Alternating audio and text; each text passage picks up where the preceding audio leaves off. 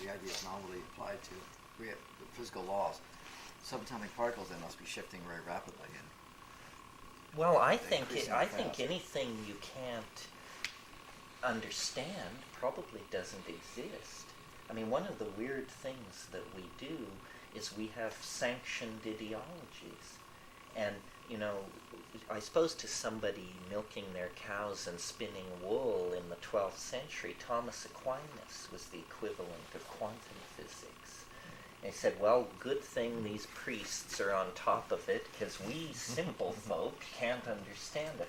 Well, so now we have particle physicists and quantum physicists, but even they admit that matter has now become so wacky that the grand enterprise of the conquest of reality through reason has revealed that reason has no place in the domain of reality. That reality itself is not reasonable. Rupert was just describing to me a conference he was at with Dennett, the guy who wrote Consciousness Explained. You probably all know that book. And it should have been called Consciousness Explained Away.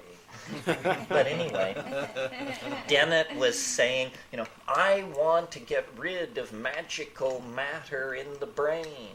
I just believe the brain is this and that and the other thing. I want to get rid of magical matter. Well, there was a quantum physicist there, Stefan Glashow of Harvard, and he said, well, I've got news for you, John. Quantum physics has turned matter into magical material. So now the whole program of saving reason has to be abandoned. The prosecution of the understanding of nature has pushed us to the point where we see that matter itself exceeds rational apprehendability. So what does that mean? Giving up codifying stuff? I mean, It gives up the idea. It means giving up the idea of closure. Yeah. That there's not no conclusions. No conclusions.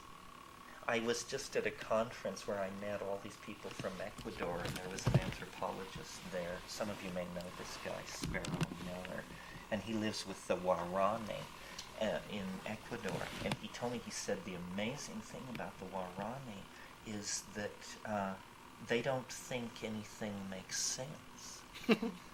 That's their official explanation of the universe, is that nothing makes sense. That's true to me. And so they are completely at home with that. Consequently, their contribution to epistemology has been vanishingly small. On the other hand, they have a very good time and are quite comfortable with their wives, children, In other words, animals. they don't understand anything.